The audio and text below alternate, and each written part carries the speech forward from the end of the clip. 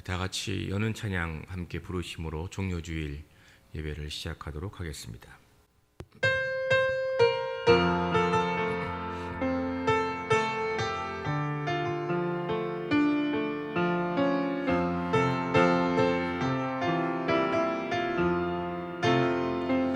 내 하나님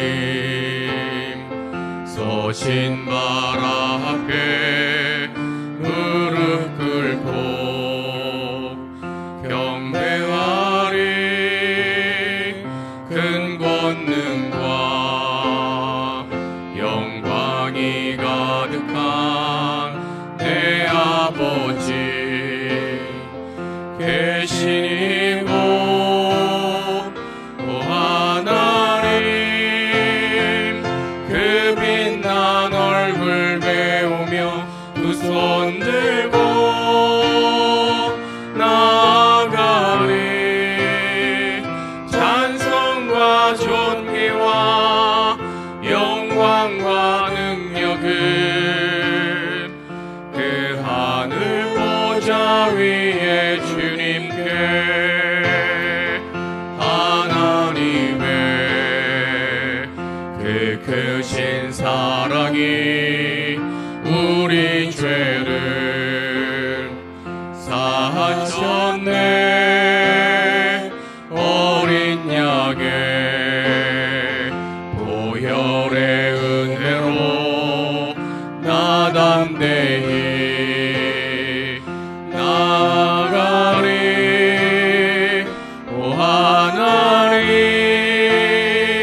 그 빛난 얼굴 배우며 두 손 들고 나아가리. 찬송과 존귀와 영광과 능력을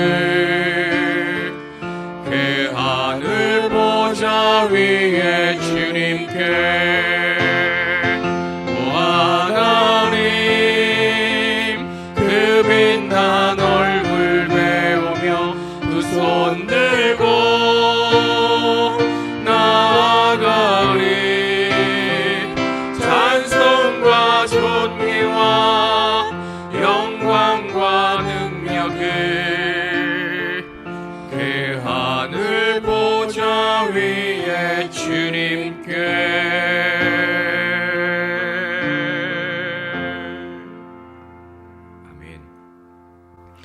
우리 이 시간 공동으로 예배와 예배의 회복을 위해서, 그리고 우리 교회 공동체를 위하여, 또 부족한 종을 위해서 함께 통성으로 기도하겠습니다.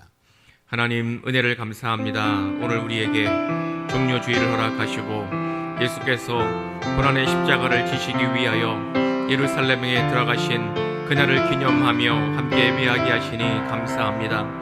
전능하신 하나님, 우리들의 예배를 오늘 기쁘게 받아 주시옵소서. 우리의 허물과 우리 어쩔 수 없는 인간됨, 죄됨은 주님의 십자가의 보혈로 정결하게 씻기시고 성결한 마음으로 하나님께 예배하게 하시고, 우리의 예배드림이 하나님의 기쁨이 되며 그 하나님의 기쁨이 우리 모두에게 은혜로 경험될 수 있도록 은총을 베풀어 주시옵소서.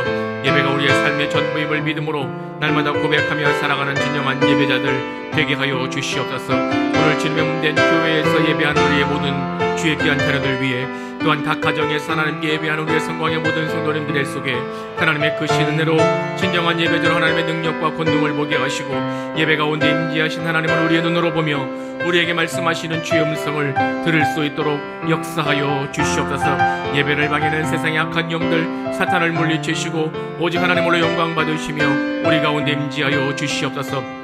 예배가 빨리 회복될 수 있도록 하나님 역사하여 주시고, 하나님 고통받고 하나님 여러가지 힘겨운 삶을 살아가는 우리 모두에게 예배를 통해 하나님의 능력과 위로와 권능을 경험할 수 있도록 은혜를 베풀어 주시옵소서.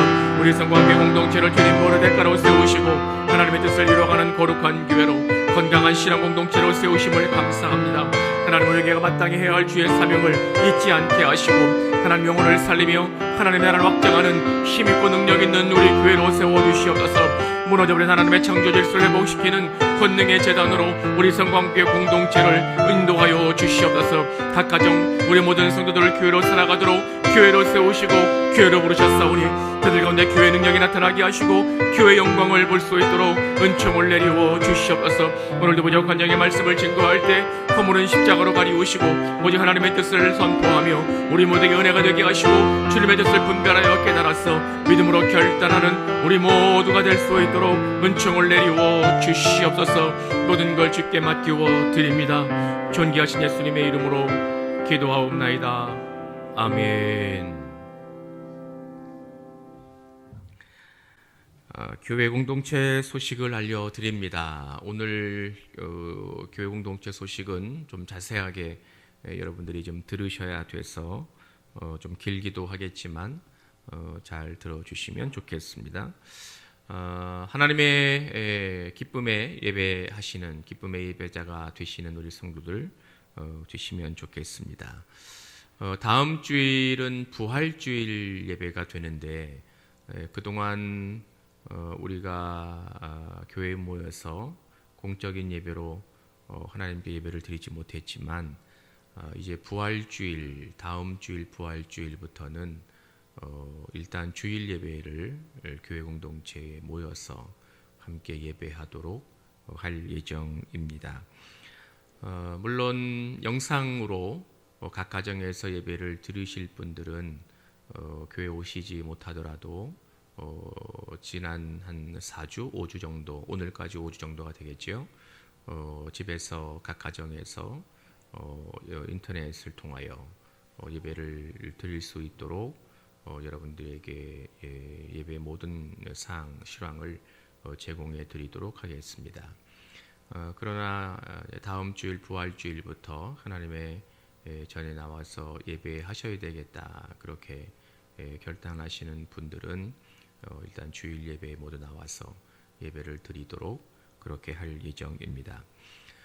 교회에 와서 예배를 드리면 또 여러 가지 우리가 조심해야 될 부분들이 있어서 참고로 여러분들에게 알려드리면 일단 다음 주일 부활주일부터 예배에 오시기 위해서 교회에 도착하시면 교회 본당에 들어오는 커다란 문으로 들어오지 마시고 베델관으로 들어오셔서 베델관을 통해서 대예배실로 오시는 그 복도 그 과정에 따라서 발열 체크도 하셔야 되고요.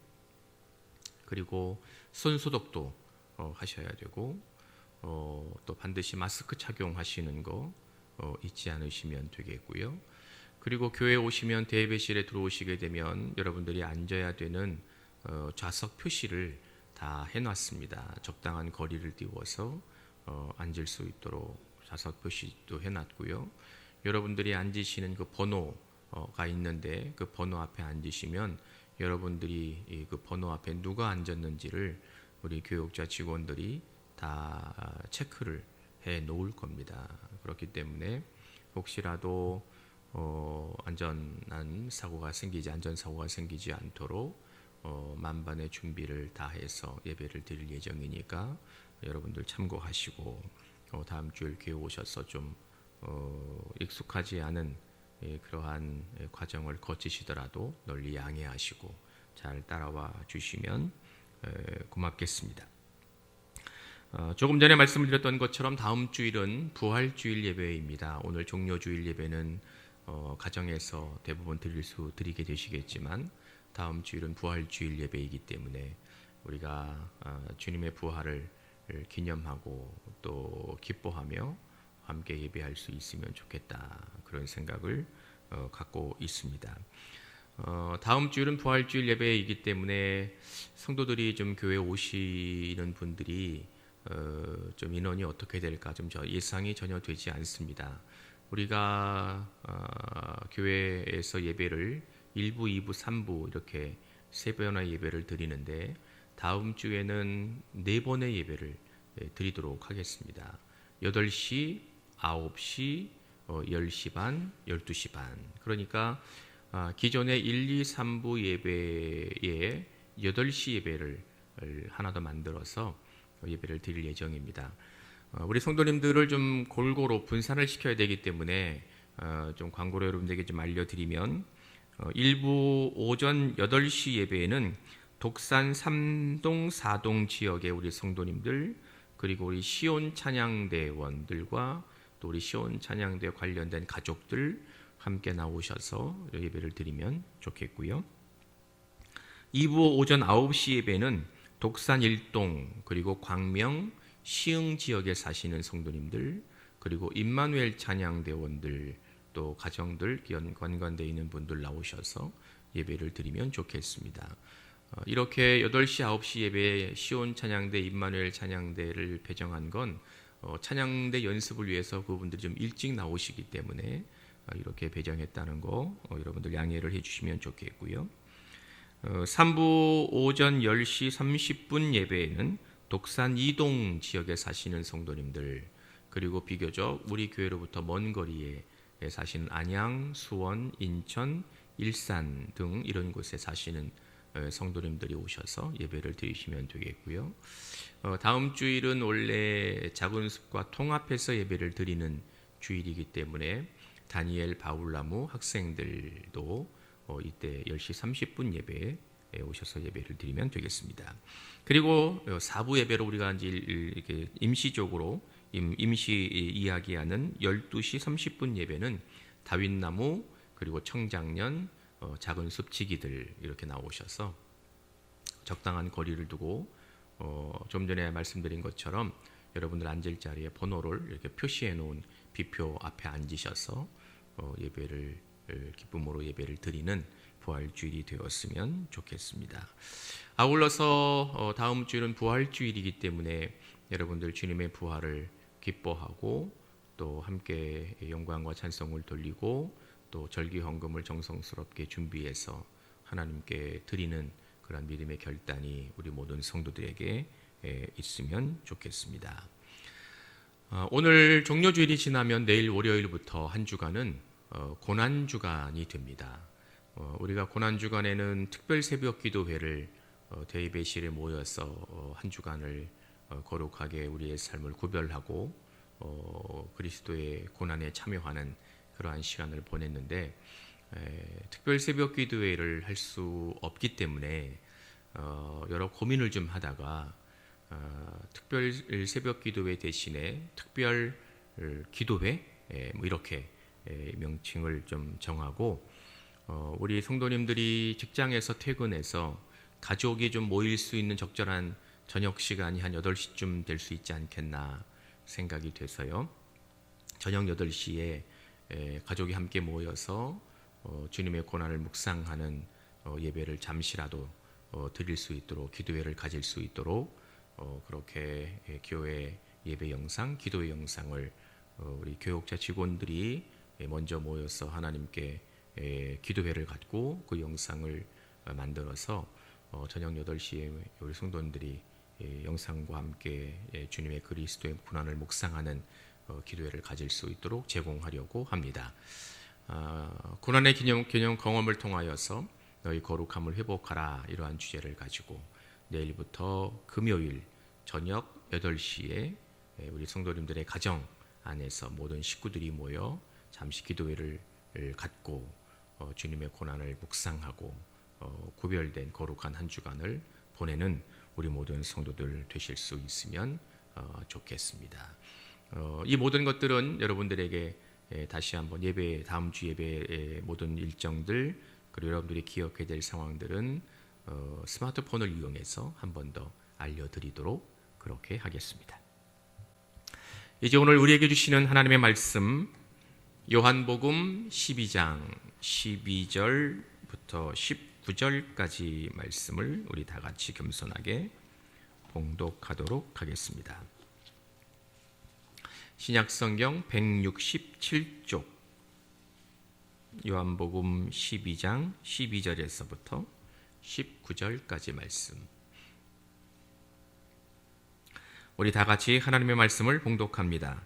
그 이튿날에는 명절에 온 큰 무리가 예수께서 예루살렘으로 오신다는 것을 듣고 종려나무 가지를 가지고 맞으러 나가 외치되 호산나 찬송하리로다.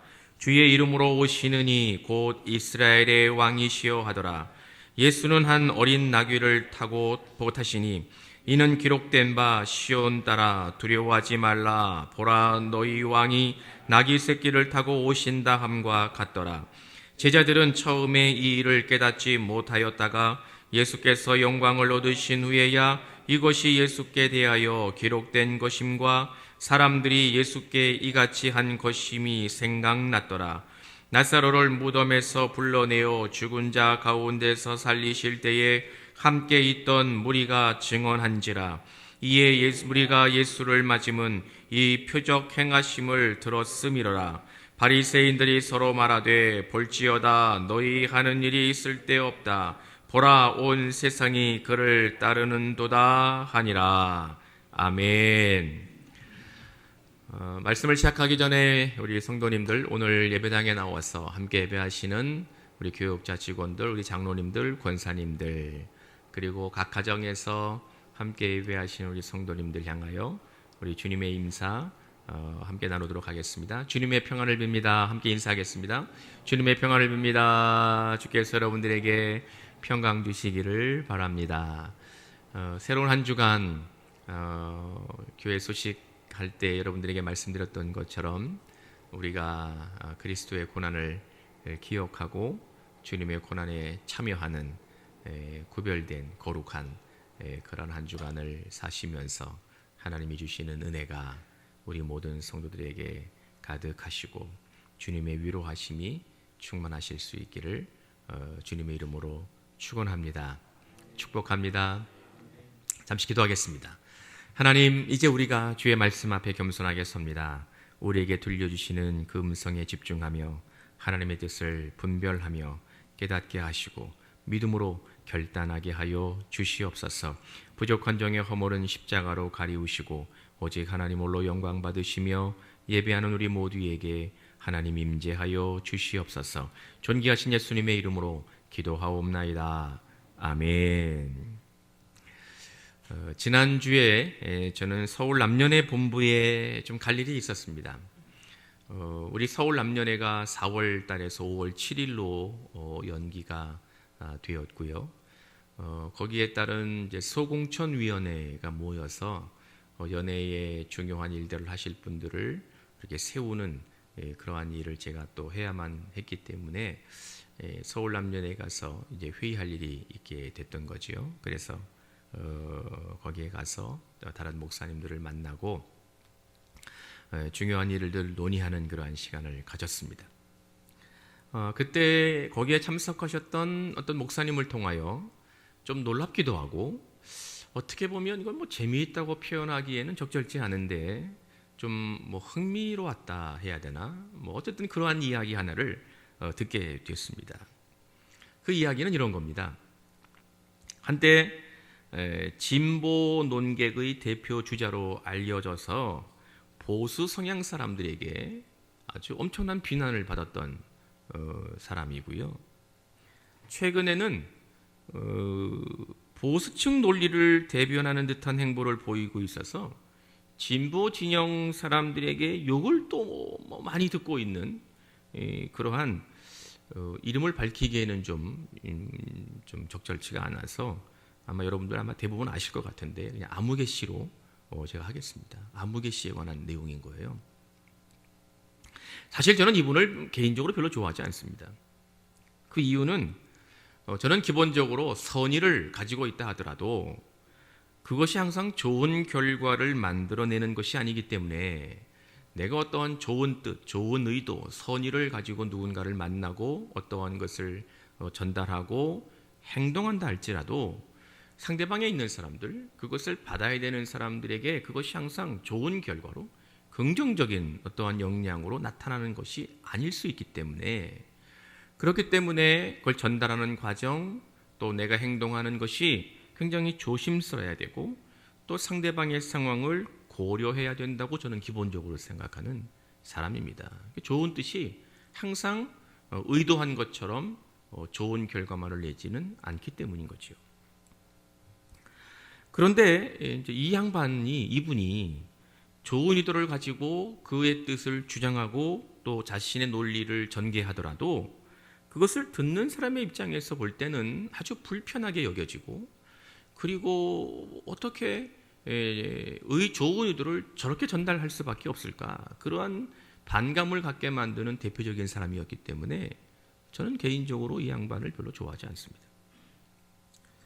그의 정치적 성향은 차치하고서라도 그가 기독교 또 특별히 이 교회에 관하여 말하는 것을 이렇게 듣고 있노라면 제가 좀 목사이기 때문에 좀 예민하고 민감하게 반응했을 수도 있지만 어떻게 저렇게 편향된 시각을 가지고 있을까? 그런 것에 대해 아주 몹시 불편했기 때문에 제가 이분에 대하여 별로 이렇게 좋은 인상을 갖고 있지 않았기 때문입니다. 그런데 제가 그날 어떤 다른 목사님을 통해요 이제 그분에 대한 이야기를 이제 들으면서 물론 좀 확인된 뭐 팩트라고 이야기할 수는 없어서 좀 조심스럽긴 하지만 왜 그분이 교회와 기독교에 대하여 그렇게 좀 왜곡된 시각을 가졌을까 하는 것에 대한 좀 단초, 좀 추측할 수 있는 이제 근거를 갖게 된 거죠. 저는 그분의 아버지가 목사님이었다는 것은 알고 있었습니다. 그런데 그분의 아버지가 감리교 목사님이셨답니다. 여러분들 혹시 알고 계셨나요? 저 깜짝 놀랐습니다. 그분의 아버지가 감리교 목사님이셨답니다. 오랫동안 그분의 아버님이 목회하셨던 그 지역에서 이제 목회하고 계시는 그 목사님으로부터 들은 이야기니까 이건 뭐 사실인 거죠. 그분의 아버지 목사님이 양천구에 있는 아주 작은 교회에서 정말 힘들게 목회하셨답니다. 뭐 지금으로 이야기하면 뭐 개척교회인 거죠. 아주 힘들게 목회를 고생하시면서 목회를 하시다가 병이 나가지고 일찍 하나님의 품에 가신 거예요. 좀 안타까운 일인 거죠. 그런데 이제 그 교회 입장으로 보면 담임 목사님이 계시다가 병이 나서 이제 하나님의 품에 가시게 됐으니까 담임 목사님이 공석이 됐잖아요. 그럼 교회 입장으로 보면 새로운 목사님을 모시고 와야 되는 것 아니겠습니까? 그거야 뭐 당연한 뭐 과정이고 절차인 건 뭐 우리가 뭐 거론할 일은 아닌데 그러다 보니까 그 교회의 담임으로 목회하시는 그분의 아버지, 그분의 어머니, 가족이 이제 더 이상 그 교회에서 제공하는 사택에 머무를 수 없게 된 거예요. 그 사택을 비워줘야 되는 거죠. 그런데 이제 그 과정이 좀 뭐라고 그럴까요? 좀 자연스럽지 않았던 거예요. 이제 그러니까 이 과정 속에서 새로운 목사님을 모시고 와야 되니까 그 목사님에게 제공해야 될 사택이 마련 필요했고 그 전까지 그 사택에 살고 있었던 그분과 그분의 어머니, 가족들은 그 사택을 비워줘야만 했고 이러한 과정이 굉장히 복잡했겠지요. 이게 좀 뭐 우리가 생각하는 것만큼 자연스럽게 이루어지진 않더라고요. 이렇게 주변에 가끔 일어나는 일들을 제가 볼 때. 그러니까 이분이 어렸을 때 감성 예민했을 때였으니까 상처를 엄청 받은 거예요. 굉장히 큰 상처를 이분이 받은 거예요. 아마도 어렸을 나이에 그분의 눈에는 교회 다니는 그리스도인들이 어떻게 저럴 수 있을까? 이해가 되지 않았겠지요. 그리고 아마도 어린 나이였을 테니까 굉장히 미웠겠지요. 얼마나 미웠겠습니까? 어떻게 우리에게 이럴 수 있을까? 이해도 되지 않았을 거고 뭐 나이가 어렸으니까 그 상황이 전체적으로 다 뭐 고려되지 않았을 테니까 굉장히 밉기도 하고 상처도 많이 받고 그랬을 거라는 겁니다. 그래서 그분 이제 저에게 이 말씀을 전해준 이 이야기를 들려줬던 그 목사님의 말에 의하면 그래서 그분이 교회와 기독교를 바라보는 이 관점이 아마 그때부터 좀 이렇게 뭐라고 그럴까 좀 편향된 좀 이렇게 마음에 사무치는 그러한 기반을 갖지 않았을까 그런 이야기를 하시더라고요. 제가 이제 그 목사님의 이야기를 들으면서 공감이 됐습니다. 그럴 수 있었겠구나. 그럴 수 있었지 않았을까. 눈에 보이는 것이 전부가 아닌 겁니다. 밖으로 드러나는 것만을 가지고 그 사람의 내면을 우리가 알 수 없습니다. 엄밀하게 보면 우리 그리스도인들은 눈에 보이지 않는 것을 보는 사람들이고 그것을 믿는 사람들일 뿐만 아니라 그것을 향하여 나아가는 거룩한 무리들이라고 할 수 있습니다. 그렇기 때문에 우리는 언제나 믿음의 눈을 가지고 세상을 그리고 우리 주변에 있는 사람들을 뿐만 아니라 교회 공동체를 바라볼 수 있어야 됩니다. 저는 오늘 종려주일에 예배하는 우리를 향하여 주께서 들려주시는 말씀을 여러분들과 함께 묵상하면서 그리스도인으로 우리가 세상 속에서 어떤 모습으로 드러나야 되는지, 보여져야 되는지 은혜를 함께 나누려고 합니다. 말씀에 집중하면서 깨닫고 또 믿음으로 결단하는 저와 여러분들 되실 수 있기를 기원합니다. 우리가 본문으로 읽은 내용은 복음서 4곳 모두에서 기록하고 있을 정도로 아주 중요한 사건을 다루고 있습니다. 예수께서 유월절 시기에 맞춰서 예루살렘 성으로 들어가시고 그 한 주간을 보내셨고, 그리고 그 주 금요일에 십자가에 달려 죽으시는 고난이 시작되어오는 이 시점을 말씀하고 있는 그러한 성경 본문이기 때문입니다. 우리는 그 당시 예수님을 종려나무 가지를 꺾어서 호산나를 외치면서 맞아들었던 무리들의 행동에 근거해서 오늘 주일을 종려주일이라고 부르게 되었습니다. 요한복음을 기록한 사도 요한은 다른 복음서 기자들과는 좀 다르게 강조하는 점이 오늘 본문에 나타나 있습니다. 그것은 예수님을 맞이했던 무리들이 예수님이 누구이신지를 몰랐다는 겁니다.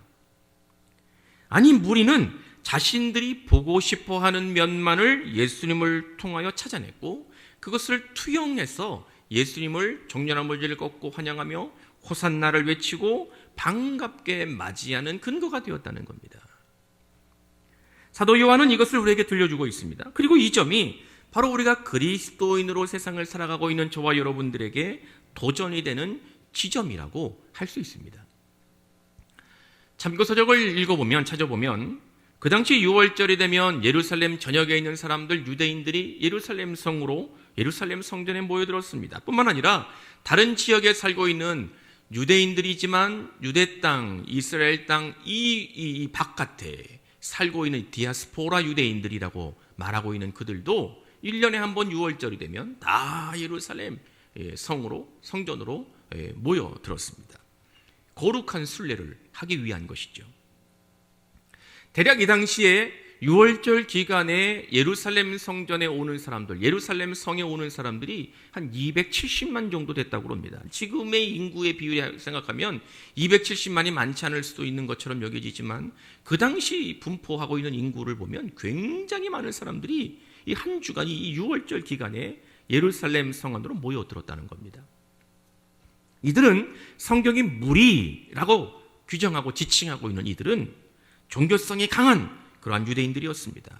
1년에 한 번 6월절 기간에 내가 반드시 예루살렘 성에 가서 하나님께 예배하고 6월절에 참여해야 되겠다는 거룩한 순례자로서의 삶을 살아야 되겠다고 결심한 사람들이었기 때문입니다.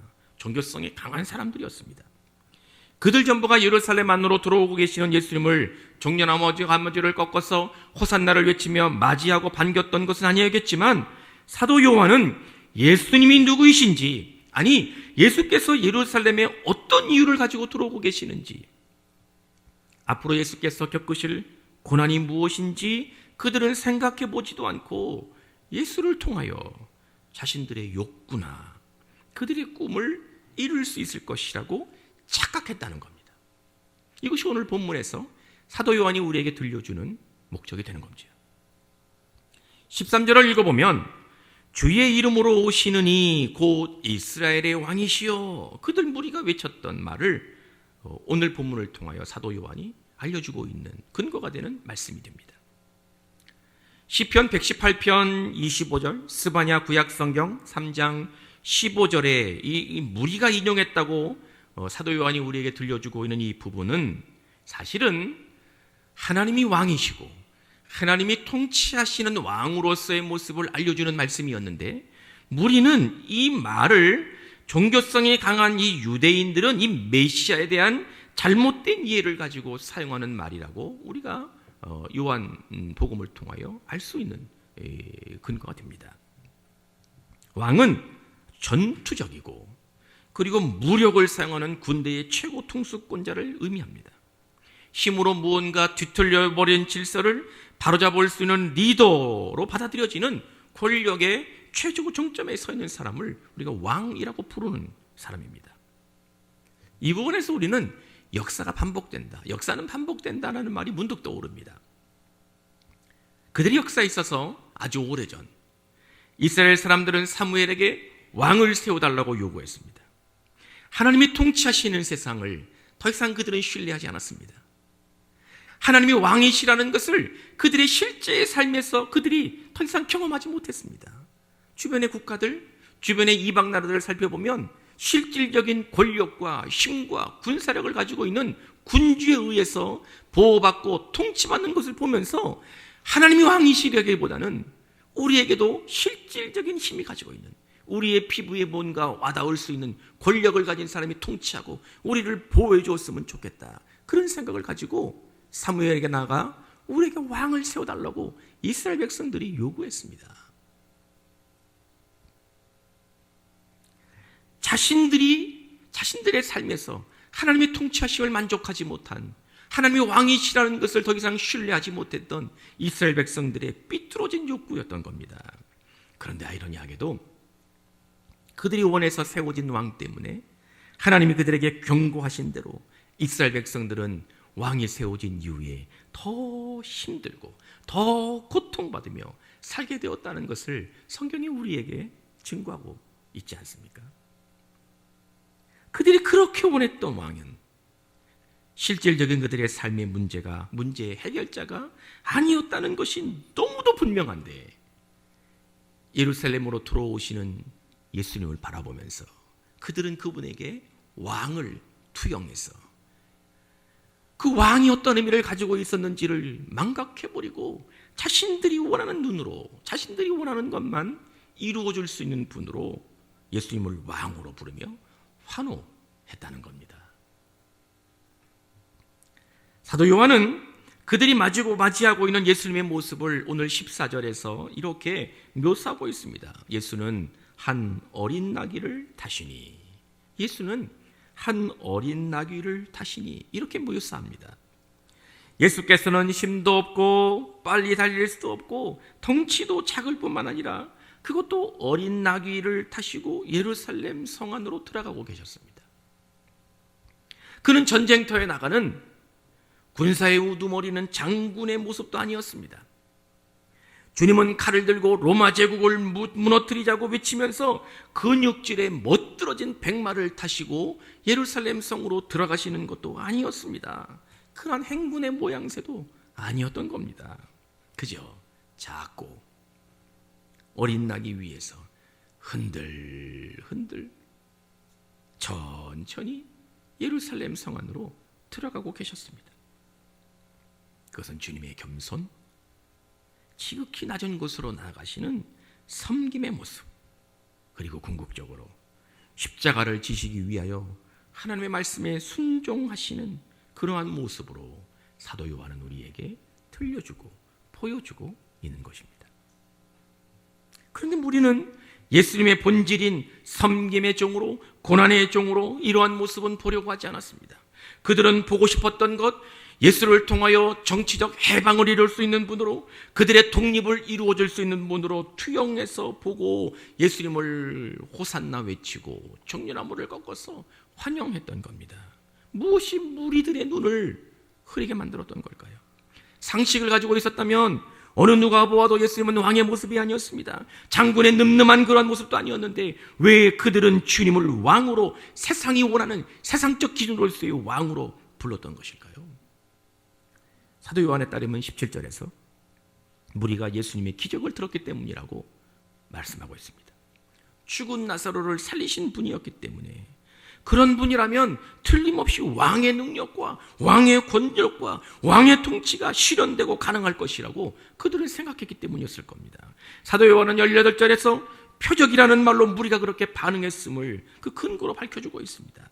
기적을 그들이 직접 본 사람은 많지 않았지만 죽은 나사로를 살렸던 그 기적을 보았던 사람들에 의해서 전달되고 또 들려지는 말을 들으면서 야, 지푸라기 하나라도 잡고 싶을 정도의 그 안타깝고 힘겨운 삶을 살았던 수많은 유대인들이 이제는 됐구나, 저 정도의 능력이 있는 분이라면, 저 정도의 신령한 힘이 있는 분이라면 우리들의 삶을 해방하고 로마의 통치로부터 구원해내고 무언가 정치적인 놀라운 성과를 이뤄낼 수 있기에 충분한 분이라고 그들의 무리가 받아들였던 겁니다. 그런데 여러분, 표적, 신약성경 말로 세메이뇽이라는 말은 기적을 의미하는 말이라기보다는, 그래서 예수님이 초자연적인 능력을 가지고 병자를 고치시고 죽은 자를 살리시는 이 기적이라는 말이라기보다는 세메이뇽, 이 표적이라는 말은 예수님이 정말 누구이신지, 예수님은 정말 어떤 분이신지, 예수님이 이 땅에 왜 오신 분이신지를 우리에게 알려주는 의도로 사용되어야 되는 말이었습니다. 표적은 예수님의 권능을 보여주는 말이기도 했지만 그것보다도 중요한 목적은 예수께서 이 땅의 모든 사람들을 구원하고 구원하시려고 오시는 구원자로, 하나님의 아들로 이 땅에 오시는 것임을 알려주려는 의도가 담긴 말이 이 표적이라는 말이었습니다. 예수님은 하나님의 아들로 흠없이 이 땅에 오셔서 정결한 제물 되어 단 한 번의 피 흘림의 제사로 쓰여질 희생을 하기 위해 이 땅에 오신 분이었습니다. 그분께서 우리를 대신하여 기꺼이 십자가에 달려 피 흘려 죽으심으로 인하여 나를 구원하시고 인류를 구원하시는 은혜를 선물로 주시기 위하여 오신 메시아이셨습니다. 할렐루야, 할렐루야. 주님의 희생으로 인하여 내 죄가 용서받고 영원한 삶을 살아갈 수 있는 하나님 나라에 들어갈 수 있다는 이 복음, 이 기쁜 소식을 들려주기 위하여 지극히 낮은 곳으로 오신 분이 예수 그리스도이셨습니다. 믿으시면 아멘. 누구도 그 당까지 하나님의 그 크신 그 놀라운 사랑을 경험해보지 못했는데 이제 많은 사람들이 예수 그리스도를 통하여 하나님이 우리를 얼마나 사랑하시는지, 하나님이 나를 얼마나 사랑하고 계시는지를 깨닫고 정확하게 알려주기 위한 거룩한 결단을 위하여 예수님은 이 땅에 오셨고, 그 당시 어린 나귀를 타시고 흔들흔들 지극히 낮은 모습으로 예루살렘 성에 들어가고 계셨던 겁니다. 그런데 무리들은 그 예수님을 바라보면서 그분이 누구신지, 그분이 왜 우리에게 오시는지, 그분이 앞으로 어떠한 길을 걸으실 건지는 하나도 생각하지 않고 저분을 통하여 내가 원하는 것, 우리가 바라는 것, 무언가 이룰 수 있겠구나, 그렇게 그분을 바라보며 종려나무진을 걷고 호산나를 외치며 예수님을 왕으로 맞아들였던 겁니다. 코로나19 사태를 통해서 모든 시기가 혼탁해진 그러한 우리의 시간을 보내고 있습니다. 이러한 시기에 우리가 종려주일 예배를 드리면서 주님은 우리에게 도전하고 계십니다. 너희가 정말 그리스도인이라면 세상에 너의 모습을 드러내라. 지금은 어떠한 가치 기준보다 안전, 생존을 우선시하는 그러한 시기가 되어버렸습니다. 안전과 생존을 위해서는 경제나 교육이나 문화나 이러한 것들을 잠시 접어두자는 사회적 합의가 이루어져 있습니다. 그러다 보니까 심지어 교회, 신앙, 예배 이런 것도 세상은 별거 아니라고 보는 것 같은 느낌을 우리들이, 그리스도인들이 느끼게 된 겁니다. 저들은 말이죠, 우리를 잘 모릅니다. 우리의 겉모양을 보고 판단합니다. 교회 다니는 사람들 왜 그래? 이렇게 이야기하지요. 우리가 많이 듣는 말들 중에 하나이지요. 아니, 예배를 드리는 사람이라니, 교회 다니는 사람들이, 그리스도인들이 왜 저렇게 하는 거야? 이렇게 우리를 생각합니다. 이상한 눈으로 우리를 쳐다봅니다. 교회의 정체성, 그리스도의 신앙, 교회됨, 이러한 것들은 보려고 하지 않습니다. 그저 안전, 생존, 이것이 중요할 따름입니다. 물론 안전과 생존이 무시해야 될 그러한 걸 말하는 건 아닙니다. 오해하지 않으셔야 되겠죠. 그런데 참 요새 기분이 좀 별로인 것은 말이죠, 시기가 시기여서 그런지 모르지만 선거를 앞두고 있는 정치인들은 제 눈에는 그렇게 보이지 않아 보입니다. 4월 15일이 선거일이잖아요. 이 선거를 앞둔 정치인들은 안전, 생존보다는 당선, 자신의 정치적 생명 연장, 이것이 최우선입니다. 그렇기 때문에 지금의 혼란 속에서도 내가 누구인지를 알리기 위하여 얼마나 열심인지 모릅니다. 내가 누구인지 좀 알아달라고, 내가 누구인지 내 이름 좀 기억해달라고 별 수단 방법을 다 동원합니다. 여러분 다 겪으시는 일이겠지만 매일 하루에 아침 저녁으로 저에게 문자 보내는 분 계십니다. 우리 금천구 국회의원으로 나오신 분은 아침에 한 번, 저녁에 한 번 문자를 보냅니다. 아, 내 이름은 뭐고 어떤 활동을 했고 뭐 이런 이야기 계속 저에게 문자를 보내서 알아달라는 거죠. 뭐 그분 알아달라는 거지. 누군지도 모르겠더만 나는 어디서 뭐 하다가 와가지고 말이야. 그냥 알아달라고 그냥 그렇게 이름 뭐 문자 보내고 그럽니다. 그 양반들은 내가 누구인지를 좀 세상에 알아달라고, 내가 누구인지 지역구 구민들이 나를 좀 알아달라고 자신을 알리기 위하여 별선 얼마나 노력하고 애를 쓰고 있는지 모릅니다. 좀 씁쓸한 거예요 저는. 그러니까 그런 분들을 볼 때마다 그리스도인으로서 저와 여러분들이 그리스도인으로 이 땅을 살아가며 특별히 종려주일 우리가 하나님께 예배하는 저와 여러분들이, 저는 이 그리스도인들이 정치하는 사람들보다 더 열성적으로 열정을 가지고 우리 됨을 세상에 알려야 된다고 믿습니다. 믿으시면 아멘. 믿으시길 주님의 이름으로 기원합니다. 예수께서 보여주셨던 그 방법대로 우리는 세상을 향하여 우리의 섬김과 사랑과 희생으로 특별히 내일부터 시작되는 이 고난주간을 우리가 보내면서 왜 나를 그리스도인으로 이 땅에 살게 하셨는지, 예수는 왜 이 땅에 오셨는지 주님이 우리에게 보여주셨던 그 방법 그대로 지극히 낮은 곳에 섬김의 자리에 사랑으로 내가 누구인지, 예수님이 어떠한 분이신지, 교회가 어떠한 곳인지, 그리스도의 신앙을 가지고 살고 있는 것이 어떠한 것인지를 저들에게 알리고 전하고 보여주는 은혜가 저와 여러분들에게 있기를 간절히 기원합니다. 나를 그리스도인으로 살게 하신 하나님의 그 깊으신 뜻을 우리가 잊지 않고 세상 사람들로 하여금 우리의 성광에 속한 우리의 성도들 한 분 한 분이 그리스도인임을 또렷하게 드러내고 알리는 그러한 삶이 되실 수 있기를 주님의 이름으로 간절히 축원합니다. 축복합니다. 기도하겠습니다. 전능하신 하나님, 오늘 우리에게 선포하신 말씀이 우리의 삶에서 실제가 되게 하여 주시옵소서. 혼탁한 시기를 우리가 보내고 있지만 그리스도의 고난을 기념하는 종려주일로 또한 한 주간 고난주간을 살아야 될 우리의 사랑하는 성공의 모든 성도들이 내가 누구인지, 그리스도인임을, 기독교 신앙을, 교회의 본질을 세상에 알리는 거룩한 삶을 살아갈 수 있도록 인도하시고 역사하여 주시옵소서. 존귀하신 예수님의 이름으로 기도하옵나이다. 아멘. 오늘 선포된 말씀에 대한 믿음의 결단으로 사도신경을 고백합니다. 전능하사 천지를 만드신 하나님 아버지를 내가 믿사오며 그 외아들 우리 주 예수 그리스도를 믿사오니 이는 성령으로 잉태하사 동정녀 마리아에게 나시고 본디오 필라도에게 고난을 받으사 십자가에 못 박혀 죽으시고 장사한 지 사흘 만에 죽은 자 가운데서 다시 살아나시며 하늘에 오르사 전능하신 하나님 우편에 앉아 계시다가 저리로서 산자와 죽은 자를 심판하러 오시리라. 성령을 믿사오며 거룩한 공예와 성도가 서로 교통하는 것과 죄를 사하여 주시는 것과 몸이 다시 사는 것과 영원히 사는 것을 믿사옵나이다. 아멘.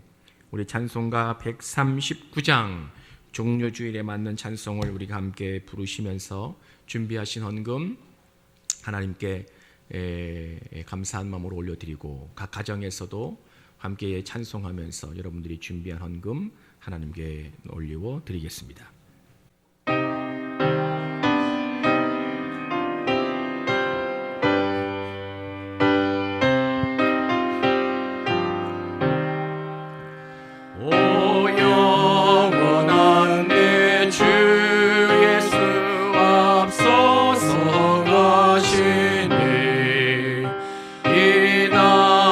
주의 승리는 영원 무궁하니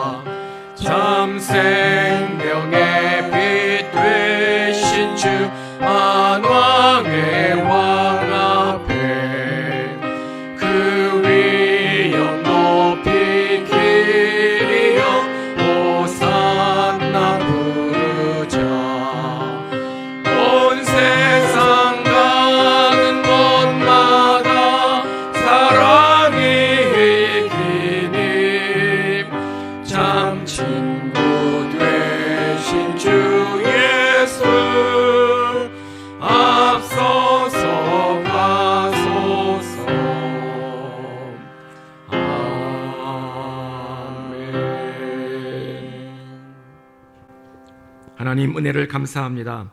종료주일 주께 예배하며 우리의 마음과 정성을 모아 하나님께 예물을 올리워 드렸습니다. 우리의 삶에 필요한 모든 것을 공급하시는 하나님, 그것의 일부를 거룩하게 구별하여 하나님께 예물로 올리워 드렸사오니 우리가 드린 예물을 기쁘게 받아주시고 그 예물이 하나님의 영광을 위하여 쓰여지게 하여 주시옵소서. 귀한 예물을 믿음으로 드린 우리 사랑하는 성광의 모든 성도들의 가정과 삶에 하늘의 크신 은혜로 마르지 아니하는 하나님 물질의 복으로, 기름진 복으로 넘치도록 채워 주시옵소서. 이제는 우리를 죄에서 구원하신 예수 그리스도의 크신 은혜와 하나님의 놀라우신 사랑하심과 성령의 감동하시고 역사하시고 인도하심이 종료주일 예배를 통하여 주님의 음성을 듣고 또한 우리의 삶을 거룩하게 구별하여 주님의 고난을 묵상하며 살기로 결단하는 이 한 주간의 삶에 우리 사랑하는 모든 성도들 위해 크게 함께 하시기를 간절히 축원하옵나이다. 아멘.